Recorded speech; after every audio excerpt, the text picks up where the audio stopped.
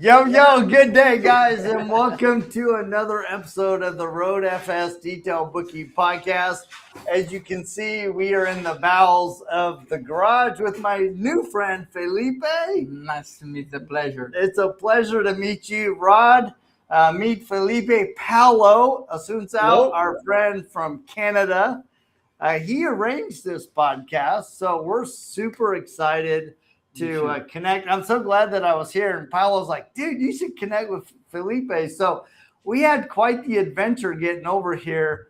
I had planned on being here about 30 minutes ago or previous to the show, and I was helping a customer in Mexico. And then Dev and I hopped on the metro, and then we took the Moto Uber, which is an adventure all in itself. Yeah.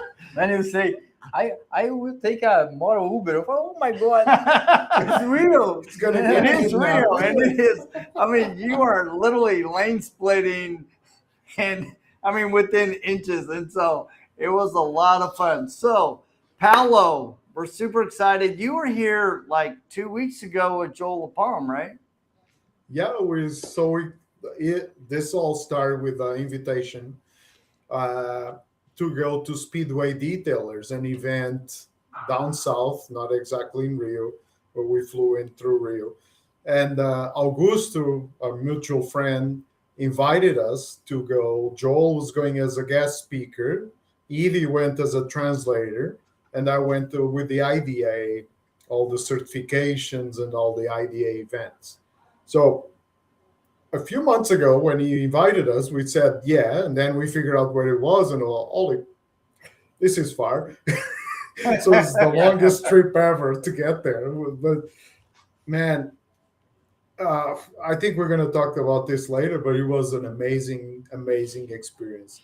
I finally got to meet guys like Felipe, Augusto, and a lot of other ones that we've been friends on Facebook and Instagram for a long time, and actually being able to connect and feeling the energy, because we've been friends and good friends online, but then realizing these people are real and it's not internet fake kind of stuff. They're actually real nice people in real life. That was awesome. So Felipe was one of our first connections. Bruno was another one. Augusto. We met with the amazing people on there, honestly. That's awesome. Well, Felipe, tell us how you got started in detailing. Yeah, I started in detailing, I think, in 2012. But I do anything wrong. I didn't have technique, knowledge. I only wash car and the wrong way. And I had many mistakes. Oh, sorry, but my English is not. No, it's great. It's great. We got you.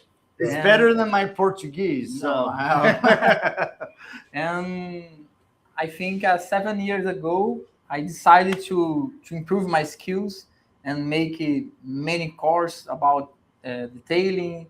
And I think I started really in detailing 7 years ago. Wow. As in Rio. So when we were coming to your basement, one of the first things you said was, we don't wash cars, we detail cars. Yes. Right. So talk about the difference here in Brazil. Yes. The most people in Brazil don't have a culture to take care about cars. Only wash cars, and it's very cheap to wash car. It costs about 20 reals. So 20 reals, that's $5. Yes, $5 to wash car. Because or $4 actually. Yes, 4. Yeah. Because in Brazil, in Rio, the most people are poor. He's a poor people, and he don't have a culture to take care about the how can I say? Paulo, me ajuda. Fala em português. A galera não tem muito a cultura de cuidar dos carros aqui. Então, eles só lavam o carro por lavar, né? Não por justamente querer cuidar. Só que tem uma diferença. I think the biggest difference to America, In America, car is very cheap. Yeah. But in Brazil, it's very expensive car. Né? Então, I think the most popular car in Brazil, the cheaper, costs about 8,000 reals. The popular car, but he don't want to take care about the pants, the inside the car. Ele não cuidam da forma correta. Yeah, Então, they don't care about the They car don't care properly. about that. Yeah. Yeah. So the nice thing is, it's interesting because, as you guys know, I speak Spanish. There's a lot of similarities. I can walk around Brazil and I can read everything. Yeah. It's almost the same. I just don't have the skill to pronounce it yet. Yeah. So. But I work with detailing. Então, my customer is the different. Is a rich man. The customer, he has a Porsche and other cars, but I think it's the culture. It's not the car. I think it's the culture to take care about cars. Yeah. Well, that's an interesting thing because I know when Joel was down here with you, Paulo, a lot of times he would go on live and he would say, we're really trying to teach detailers down here to really value the skills that they bring. Yes. So, Paulo, from your perspective, how do you bridge that gap when you have a community that is super poor? I mean, we're driving by the favelas and they are super poor, but then you get on this side of Rio and it's definitely middle class. So how do you, in your opinion, Paulo, how do you bridge that? Well, I think the education, that's where we're trying to focus a little bit. There will always, like America, there'll always be the car wash and there'll always be the detailer, right? Yeah. I think a little bit of the problem now is people trying to be detailers in the car wash space, right? So they want to wash the cars and detail the cars, but they're not charging enough. Luckily, people like this new generation with Felipe and others, they're pushing a lot of education. If you see, they usually use mostly Instagram. Their Instagram pages are so full of content. Like my feed is flooded now with Brazilian content, and I watch it all the time. So that's the big push. With Felipe and others we met, their brands are pushing for content. Yes, the tools and the products are cheaper, but people are still doing the quality work because of this content. Later on, watch their pages. The quantity of content they're pushing it's insane. It's really, really good because what they're doing right now with the educational part. We have to make content. To show, this car we have to polish because this to change the mind, the customer mind, para o cliente entender de verdade, to understand really the importance to take care about the car, a durabilidade, para prolongar a durabilidade do carro. Então ele precisa entender, porque o carro aqui é muito caro. Então, diferente da América, como o Paulo falou, também tem muita gente que cuida do carro, não lava rápido, né? Porém, na América, o carro é muito barato. Aqui, o carro é muito caro. Por isso, a gente tem que cuidar. E é aí que entra profissionais como eu, que faço um trabalho mais focado no detalhamento e não em lavagem, justamente para prolongar a vida útil do carro. Diferente da América, aqui as pessoas ficam com o carro 5, 10 anos. Stay with the car 5 years, Yeah, so people keep the cars longer, 5 to 10 years. The cars are more expensive compared to the US. So they're trying to educate the clients that even if it's a cheaper point, but they have to detail their cars, right?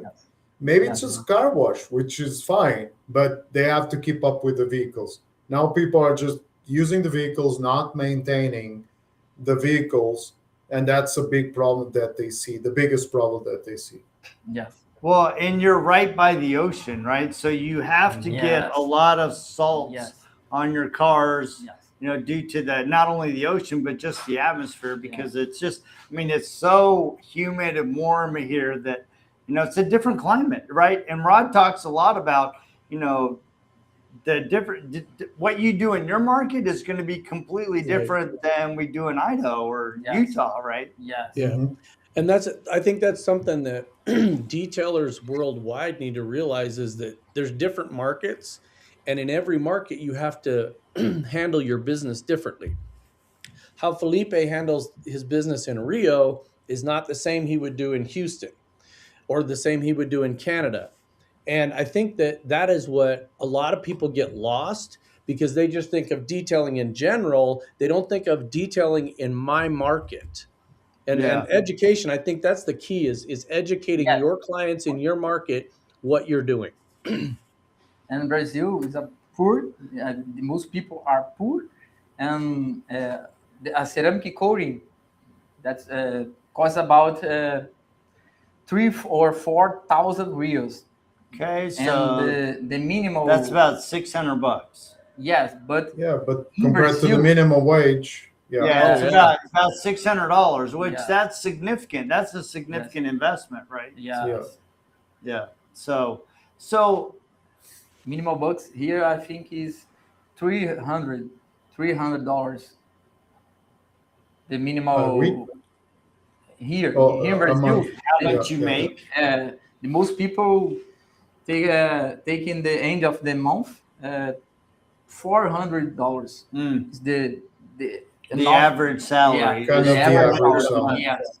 Yeah, that So now you that makes it tough, right? Because here's one of the challenges that I see, like, and I understand what the idea is really trying to bring education and knowledge, but I think one of the challenges that we have in the IDA is that we have this very Eurocentric, America-centric view of detailing, and the people like you, Felipe, and people in Mexico, they're hungry for knowledge because they're trying to figure out how to elevate Yes. the game of washing to Yes. detailing. But sometimes I think we bring our perspective from the United States or from Canada or Europe, and we're like, oh, you guys should be charging X dollars, negating the fact of $400 a month salary, and that's a real challenge. So how have you bridged that gap over the last 7 years? How have you built your business in that environment? I think the internet, the Instagram, and do many courses to improve my skills and put this in internet to show I'm the professional. I think 3 years ago, I go to America and I made many courses in America. I take my certification, the IDA certification in America, and I think it's the way I can. I don't know how to say. Esse foi o caminho que eu percorri, é justamente sair do Brasil, da minha zona de conforto, investir o pouco que eu tinha em conhecimento fora do Brasil com os melhores, para trazer essa cultura para o meu cliente e mostrar, eu não sou só um lavador de carro, eu sou o cara que saí da minha zona de conforto, que fui para os Estados Unidos, que voltei, que estou sempre em busca de conhecimento, mas claro, isso foi um passo de cada vez.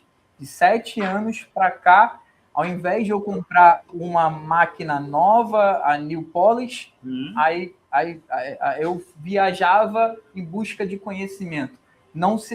Eu entendi de muito tempo que não seria uma máquina ou um equipamento novo que mudaria o meu negócio, e sim o conhecimento. Deixa-me entrar. So, from early days, Felipe thought not that investing in tools or lights, funny lights, whatever, but investing in himself. Yeah. So from the early days, he took courses in Brazil. when he kind of maxed out those courses in Brazil, he went to the States to do some courses. He went to the IDA. He took his certifications at MTE. That's where we finally met.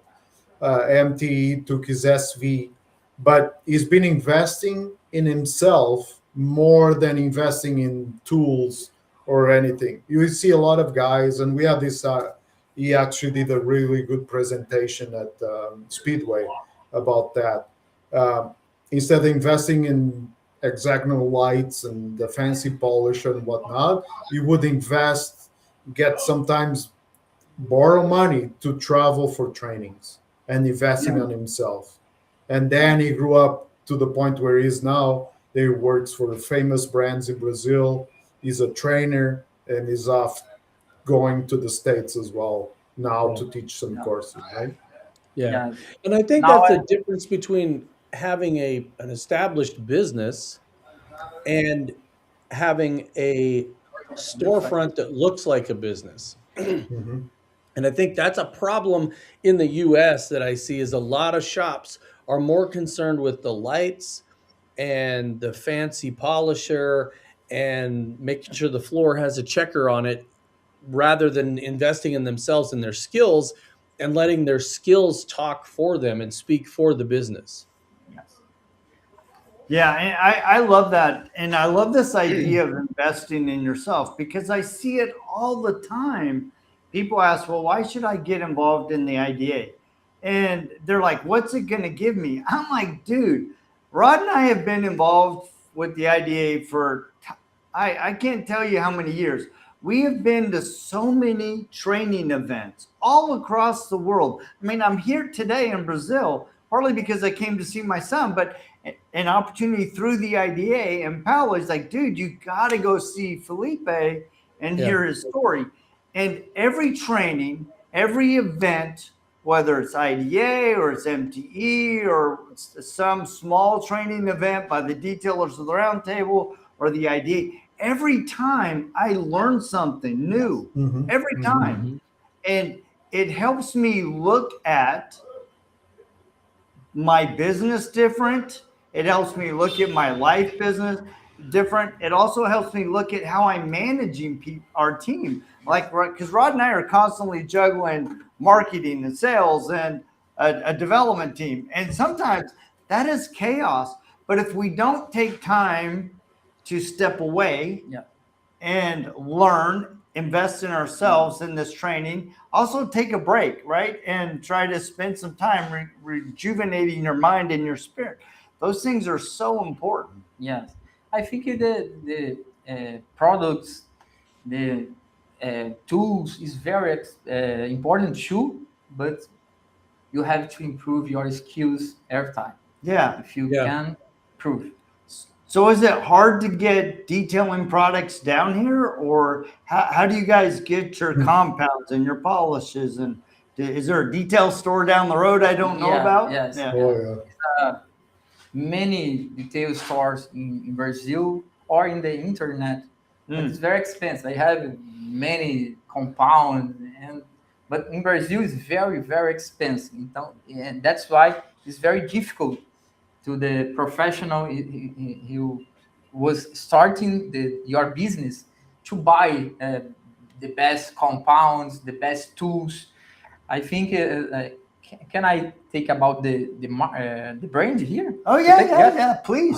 Hubs, for example, Flex in Brazil costs about 8, 9,000 reals. Okay. A machine, a polisher, a Rups polisher. Yeah. I think in America it costs about six hundred. Yeah, Yeah. 6 to 8. $600. Yeah. Yeah. So Here, almost 10,000 reals. It's yeah, very which expensive. is 2,000 US. Yeah. So, So guys, that and that's wow. why we, when he Wow. got into this show, and kid you not, we had 70 exhibitors on this show. It was a huge, huge show. They had almost 10,000 people in this show. That shows how much passion and how much the business is growing in Brazil. Well, 10,000 people sign up for this show over the course of 3 days, right? Yeah.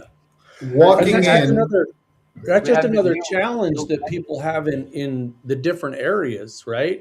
Like where you're at in Brazil, the equipment is so expensive, and yet you guys are challenged with doing things at a rate that is lower than people in the Mhm. US, which seems off, right? It's only $600 for a polisher in the US, and I can charge $2,500 for a ceramic coating. But in Brazil, the polisher is $2,500, and I can charge $600 for the ceramic coating. It seems Yeah. backwards, and so I think that's just a challenge in business. We deal with this all the time, and I have always said that a real professional detailer, you could throw them into any environment and hand them any polish, any tool, any combination, and a good detailer that has the brains to do it and the education could polish that car. Anybody can do it if they've done the same thing over and over and over and they have the right equipment all the time. But I think that's the challenge. So when we go to different areas, like Jody said, we always learn, and mostly it's an environmental change and a situational change. So when we went to Yes. Canada, for instance, at Palo Shop, you guys get really cold and a lot of snow, and you have a different environment than, for instance, Felipe would have in Rio, or we would have in Idaho. In Idaho, we get both extremes. In the wintertime, it's extremely cold, and in the summertime, it gets extremely hot and very dry, not very much humidity at all. And so we deal with that a lot, like paint checking in the summertime because of the extreme heat. Whereas in other environments, the paints are different; they react different. So that's what I always pick up on when we go to a different country. And again, like Jody said, we're very, very lucky. We've got to go all over the world and go to these trainings. I always pick up on the differences of things that people deal with in their own environment. And I think that's what I really appreciate about the way the IDA is going now. I'll throw a promotion out there. The IDA, we just updated the website.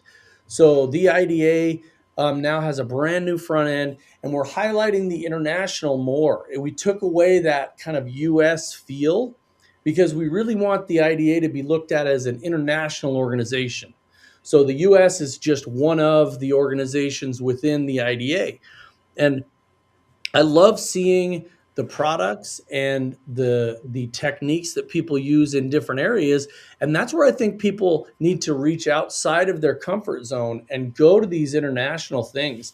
I've really enjoyed going to Canada the couple of times we've been there, and not just because I love Paulo and his wife and his the partner, food. but because Yeah, it's a eating fun food environment is to the go to. best. So I think that we had a great time in the Netherlands. We're going to be in England next year, and Jody's there in Brazil. Get him to polish a car for you while you're there, Felipe. Put him to work. Put him Put to me to work. work. So just to circle back on the product. So I went in the show, and like we said, we travel a lot. But when I walk into the floor and there's like no brand I know, Yes. there's zero brands I recognize, right?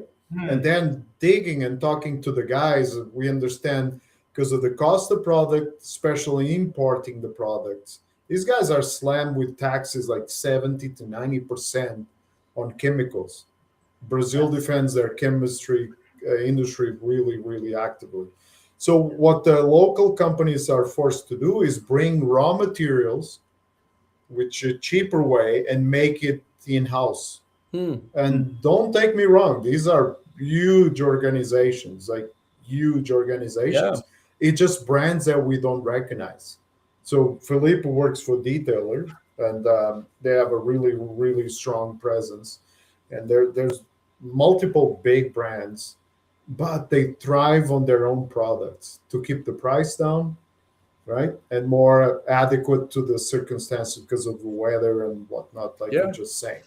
So it's really fascinating to walk into a space and not recognizing any brand. I think Sonax was the only one I saw that I recognized in a little Wow. corner of a booth, but otherwise you have no clue what you got. Same a little bit with tools.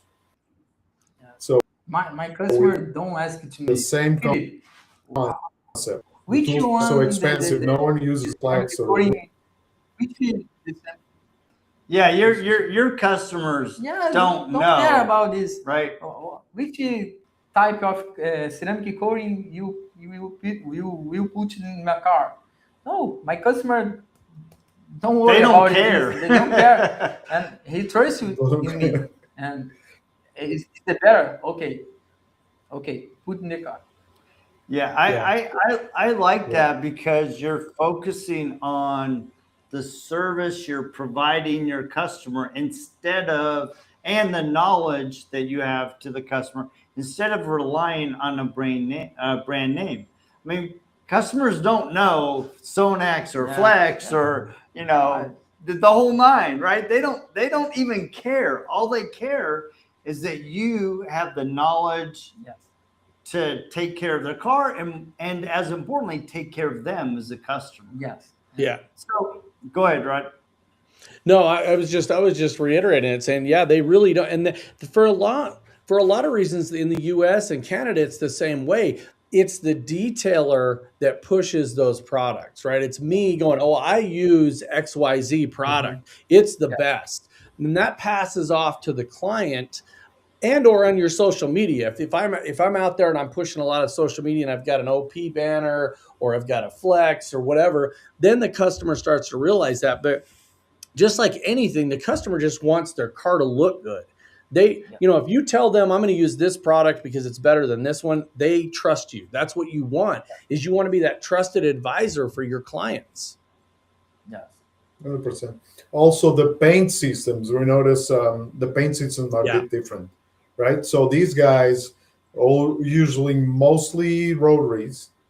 I participated in a training for a local brand, and we actually use denim pads. Right? So a lot of orange peel aftermarket. I would say most of the things I saw is a lot of aggressive spraying, probably not the best materials for painting as well. So I actually asked to participate in the training because I was seeing these guys using denim pads, which for us, I'm not touching anything with a denim pad. But these guys are so much orange peel imperfections, they use it on a daily basis just to knock down that orange peel and texture out of the paint, right? It's a common pad to use over there. So, once again, education, it's key for anything, right? Of course. So the majority of your marketing and education is all done via Instagram. Yeah. You have this really nice facility. It's really cool. It's at we're adjacent to a mall, and we're in the bottom of a parking lot.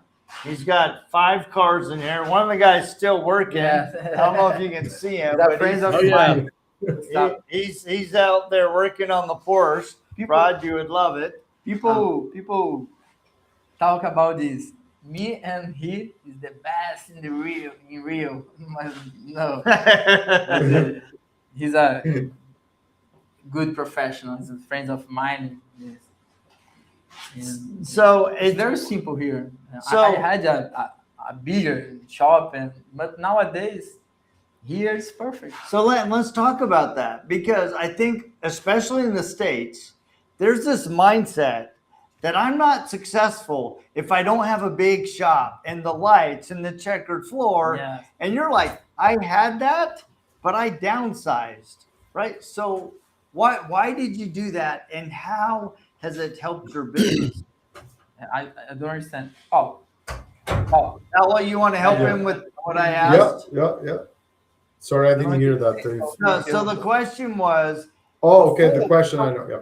Yeah. So in the States, we have a lot of new detailers have this mindset that they're not successful if they don't have a big shop, they don't have the lights, they don't have all the new equipment. And he made the conscious decision to step away from that shop and come down in a basement. And so I asked him why he did that and how has it helped his business. Como é que ajudou o teu negócio a vir para baixo e fazer uma coisa mais levezinha, sem... I understand. The cost, to maintain my shop is very expensive. I did 5, 6 ceramic coating cars for a week, but it's very expensive to maintain the cost highest. And nowadays I don't have the big cost. I work uh, alone. I make the car, and I love this. I love to polish the car. Yesterday I go out 11 o'clock and p.m. 11 p.m. and I start to work 6 p.m. 6 a.m. until That's a long day. 11 p.m. And but I love it. And I don't know how to say. I don't have. Eu não tive dificuldade de descer da minha loja grande para vir para cá. E eu acho que esse que é o principal problema. The ego. O ego no Brasil é muito grande. Né? I don't know how to say it in English. It's all about the ego. Yeah. People think they have to show off with the big shop, with the fancy lights. He had no problem in stepping down and being that in the basement, right? But he's more profitable, so he doesn't mind actually work because his passion is polishing and doing ceramics, and so it doesn't feel like work. It just keeps going and going and going. But the ego is a big thing. We talk about. It's not just Brazil. It's not just Brazil. I think in Brazil, I think the biggest challenger is the people, the ego. Yeah, no, that's good. Yeah. So, go ahead, Rod. I was just going to say, ego seems to be the problem with a lot of people. I think that's if you're driving your business off of ego, I think you're setting yourself up to fail. You have to be humble and realize that you put your pants on just like everybody else, and you can be really good at what you do, and that's great. That's an edge for you. That's an advantage. But you also have to stay humble that this is, it's a means to an end. And at the end of the day, I'd sit on the porch with Paulo when we're 95 years old, and we'll talk about our family and travel and who we knew and what we did. We won't be talking about how great we were at detailing. That's not what's important. It's important is the people and the experiences you get and all that stuff. I love doing stuff like this because I like getting my hands on the cars. I love the beauty of the cars and the older cars that are made and the newer cars and crazy lowriders and everything in between. But that's what I love about it myself. It's not so that I can pat myself on the back and say how good of a job I did. Yes. Paulo, did you have anything you wanted to bring out today? Well, yes, about the people, exactly what I'm talking about. We had a fantastic experience in Brazil. And Jolie probably noticed that the people are very welcoming, very warm. Oh, gosh, yes. Man, I never cried so much on a trip. You should see Edie and Joel bawling, talking to some people. About this show. So at the end of the show, there was a part where the mobile detailers can come in and park their wagons, right? So we have all these vans all tuned up. People made their own vans. They're not buying stuff. They build their own vans and they try to mimic what they see on the internet. So, Joel walks in with Edie as a translator. We sit down with these guys and they look at us. What are you guys doing here? You guys are the stars of the show and you're sitting down with the mobile detailers. And we said, no, we want to be here. We want to talk to you guys, experience. We talk with the brands, but we want to be with you guys. Yeah. So we sat, we told stories, we heard what these people have to say. And what they do with so little, it's unbelievable.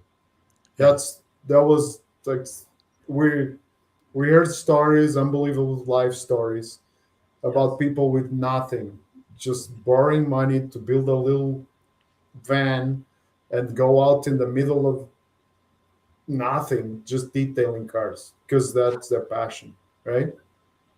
Joel and Edie sat down one of these trainings where I was attending the training with Augusto, and Joel and Edie was sitting down talking to a couple of people there, I and remember. you remember this? Yes, Like yes. we put the entire training class crying because Oh, they start talking about it. That there's this couple, yeah. and they're struggling first year in business, if I'm not mistaken, and they attending all these shows. Like they drove 4 or 5 hours, if I'm not mistaken, to be at this show to watch our presentations and talk to the brands and talk to all the people showing up. And Joel asks, "So, why are you guys going to detailing?" And they start crying. The reason they went to detailing is because it's their son Pedro wanted to be a detailer, and unfortunately, Pedro died really, really young age. Yes. And to honor Pedro, they left everything behind. They sold everything they have, and they building this little business of car detailing to honor their lost son Pedro. That was something like we had an amazing experience. The people, Yeah. really good people, they welcome us. We learn a lot with a lot of these Yes. guys, and It's so it people was to people. Yeah. You are yeah. people. You are people. I am people. It's not about cars, brands, tools. I think it's people. Yeah. Yeah. It's people. Yeah, and Yeah. I love that because when you start focusing on people, your perspective Yes. about everything changes. Everything changes. Yes. And I'm so honored to be in your shop. I really am. It's so humbling to come. You know, I had the opportunity to go to El Salvador and similar stories, right? And I just love the tenacity, the resilience, the commitment, and the dedication of people that they're just trying to build on a dream. They're trying to build out of passion. They're trying to support and honor their family. And I love that. I mean, and to Paulo, your point, I mean, the people here in Brazil are so welcoming. I mean, if you even start a conversation, get ready to stay there for a minute, right? Because they're very interested in engaging with you. Yes. And yesterday, I had the real honor to. My son is here, who you Yes. met, and he's been learning Portuguese. He's been here about 4 months now. He's been learning Portuguese, and he's latched on to a young kid.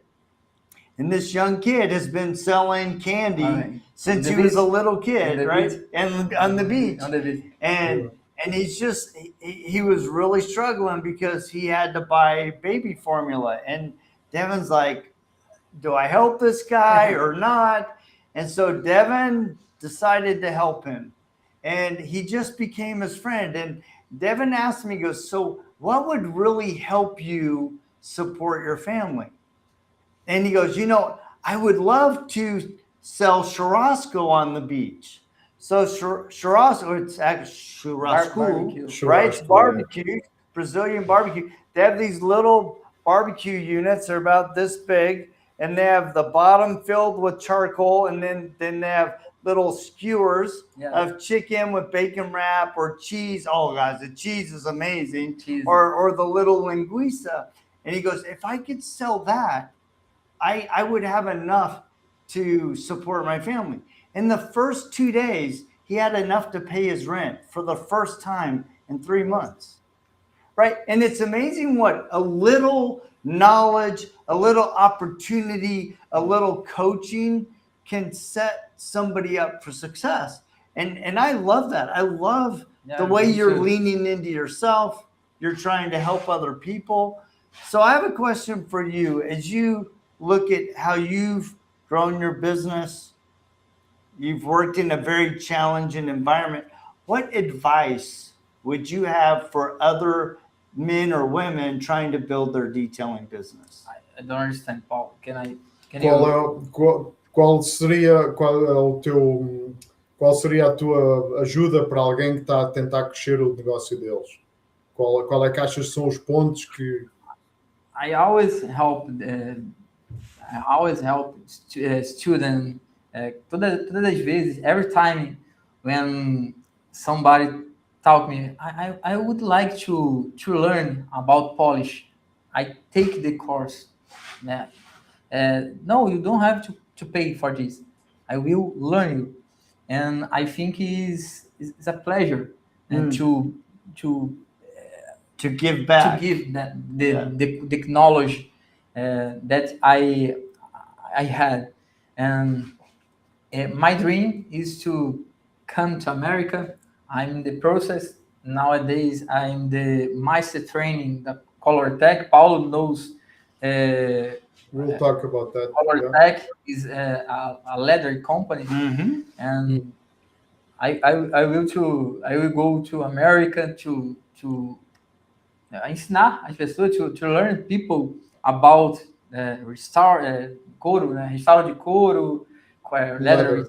How to teach them to repair leather. Pants. And eu acho que meu objetivo é esse, é compartilhar conhecimento. Por isso que quando o Paulo falou para mim que o George queria vir aqui, na mesma hora eu falei com certeza. E eu falei para o Paulo hoje, eu estou me sentindo muito mal. I'm feeling very bad today.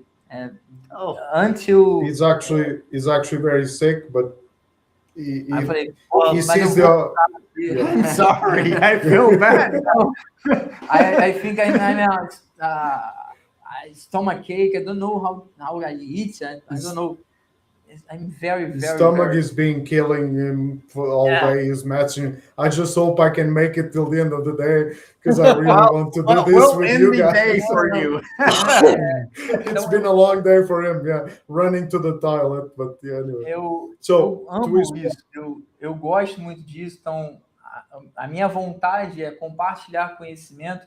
Por isso que o conhecimento que eu tenho, que eu adquiri nos meus treinamentos, rodando o Brasil, rodando o mundo, eu sempre faço questão de compartilhar. A gente tem vários grupos aqui no Brasil que a gente não cobra nada, a gente faz eventos na minha loja, sempre fiz sem cobrar. E meu sonho é conseguir fazer isso em outro país também, estar junto com vocês, por isso que eu sempre corri atrás de juntar dinheiro para ir para os Estados Unidos, para estar junto com os melhores, e eu acho que é isso. Eu não lembro mais exatamente a pergunta, mas o meu propósito...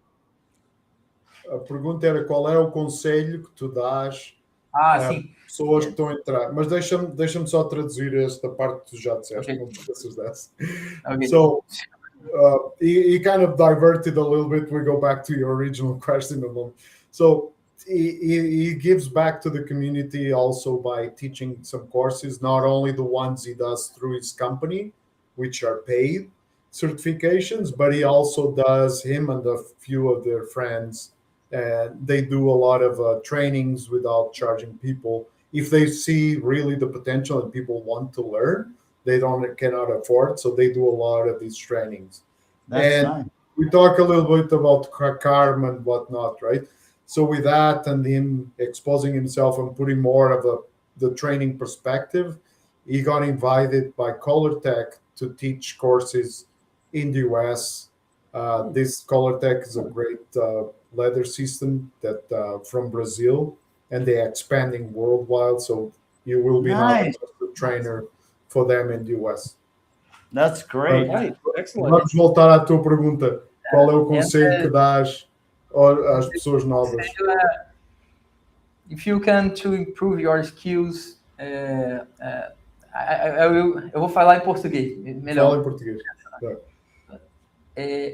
Os materiais, os acessórios, as marcas são muito importantes para nos ajudar. Como, por exemplo, essa marca é uma marca que me ajuda. Essa marca é uma marca que eu gosto e que indiretamente nos ajuda. Então, os materiais, as marcas, os acessórios, eles são muito importantes. Mas o que a gente tem que sempre entender que tão importante ou mais importante que uma marca, que os acessórios, é o que a gente está falando aqui o tempo inteiro e o que a gente está vivenciando aqui hoje, que é pessoas. Então, invista em relacionamento, em networking, principalmente conhecimento. Não vai ser uma máquina nova que vai mudar a sua vida, o seu negócio.